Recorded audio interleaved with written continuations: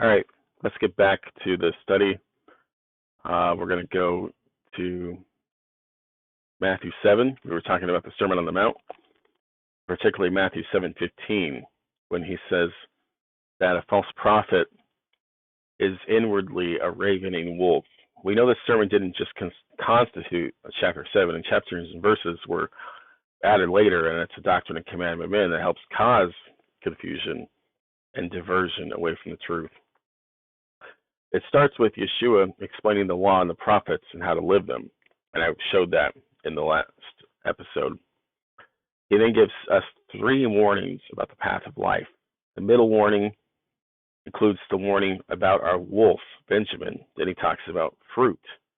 The deception of Paul makes people overlook the clarity of this passage and believe fruit is the fruit of the Spirit, as Paul preached. But it's not. It's all related to Torah.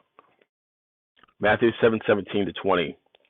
Even so, every good tree bringeth forth good fruit, but a corrupt tree bringeth forth evil fruit. A good tree cannot bring forth evil fruit, neither can a corrupt tree bring forth good fruit. Every tree that bringeth forth not good fruit is hewn down, cast into the fire. Wherefore by their fruits you shall know them. And this is why, if someone is preaching against the Torah, that is bad fruit.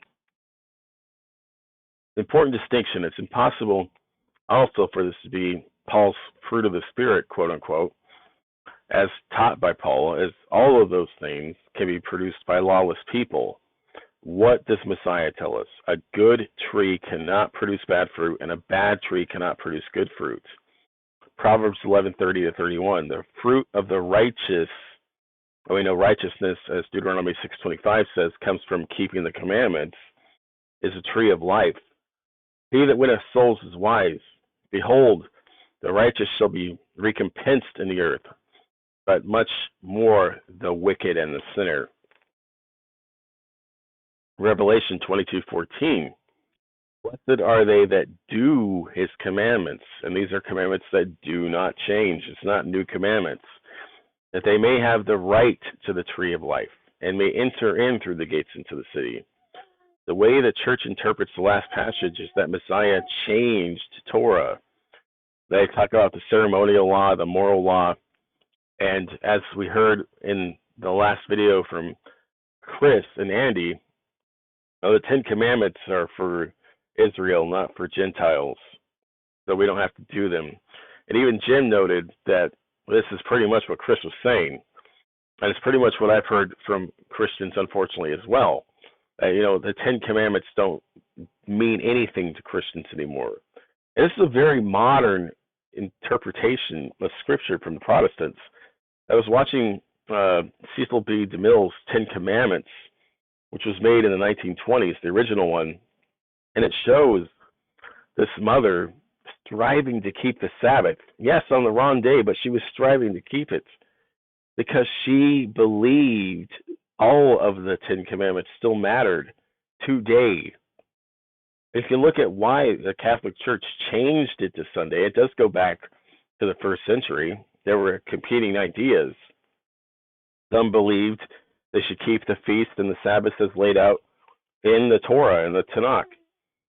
But others believed in these new man-made traditions, and these are what won, that they should come together on the first day of the week. This is what Justin Martyr said, and he used Paul to defend this idea. Justin Martyr was very anti-Semitic. The way the church interprets the last passage is that Messiah changed Torah. This is because of the wolf, Paul. If Messiah abrogated, changed, or disobeyed any of Torah, it's impossible for him to be without sin. And this is the point Jim was making in the last video I uploaded. 1 John 3:4 defines sin. Whosoever commits sin transgresses the law, for sin is the transgression of the law. So if Messiah tells you, no, the law is abrogated by faith, he's telling you that you can sin against the law and God won't see it. So how can we know them by their fruits. Do they teach for Torah? Do they follow the Father's will, obey and guard, meditate on it day and night? Or do they teach as these things are a shadow or bondage and for the Jews and not Christians? This is the fruit of lawlessness. Matthew 7:23. Then I profess unto them, I never knew you. Depart from me, ye that work iniquity. And iniquity is another word for being without law, which is nomos. And nomos is what they translated the Torah, the instructions, the doctrines of God to. Those who profess faith in the Gnostic idealism of eternal security, or once saved, always saved, say this person was never saved. This isn't what a Hebrew would understand from hearing it. Exodus 32:33, and Yah said to Moses, whosoever hath sinned against me, him I will blot out of my book. Deuteronomy 25:19, therefore it shall be, Yah thy God, given thee rest from all thine enemies, round about in the land which Yah thy God given thee an inheritance, thou shalt blot out the remembrance of Amalek from under heaven. Thou shalt not forget it. And this is what God does to someone that turns back to sin. Deuteronomy 29:20, Yah will not spare him, but then the anger of Yah and his jealousy shall smoke against that man, and all the curses that are written in this book shall lie upon him, and Yah shall blot out his name from under heaven. Ezekiel 18:24, but when the righteous turneth away from his righteousness and committeth iniquity, which is lawlessness, and doeth according to all the abominations that the wicked man doeth, shall he live? All his righteousness and all that he hath done shall not be mentioned. In his trespass that he hath trespassed, and in his sin that he hath sinned, he shall die. How do we know the spirit of Paul is the man of lawlessness? Know them by their fruit. They preach against Torah. They profane his Sabbath, and they refuse to acknowledge what is clean and unclean. Matthew 7:15 again, beware of false prophets, which come to you in sheep's clothing, but inwardly they are ravening wolves. This is what Mike Testario notes from Revelation as well. It tells us that the dragon outwardly looks like a sheep, but he gets you to worship the image, the false Jesus, believing that your sin is covered.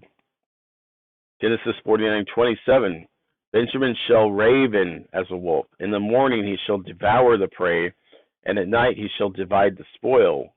2 Corinthians 11:8, I robbed other churches, taking wages of them to do you service. Romans 11:1, I say then, hath God cast away his people? God forbid. For I also am an Israelite, of the seed of Abraham, of the tribe of Benjamin. There are no coincidences. Ezekiel 22:26, and I'm going to read the next verse now as well, 27. Her priests have violated my law, and this is again Mystery Babylon, preaching lawlessness, and have profaned mine holy things. They have put no difference between the holy and the profane. Neither have they showed any difference between the unclean and the clean, and they have hid their eyes from my Sabbaths, and I am profaned among them. Her princes in the midst thereof are like ravening wolves of the prey, to shed blood and to destroy souls, to get dishonest gain. We already know Paul said he admitted he robbed other churches. But look here at what he says in 1 Corinthians 9:8 and 10. Say I these things as a man, or saith not the law the same also? For it is written in the law of Moses, thou shalt not muzzle the ox, thou shalt not muzzle the mouth of the ox that treadeth out the corn. And we see Paul, when he wants money, what does he do? He goes to the law. So the law is abolished for moral and ceremonial reasons, but all of a sudden a law regarding not muzzling an ox is actually in regard to making sure Paul has enough money. Does God take care of an oxen? Yes, he does. The Messiah says that he cares not only for oxen, but the lilies of the field and and the robins of the air. Excuse me. Or saith he it altogether for our sakes. No, he didn't say it for your sake, Paul. For our sakes, no doubt, this is written, that he that ploweth should plow in hope. He that thresheth in hope should be partaker of his hope. No, that's not at all what he's saying. It's about making sure that your animal is taken care of and it's not just a beast of burden. God cares about our animal. God cares about all creatures. He created them.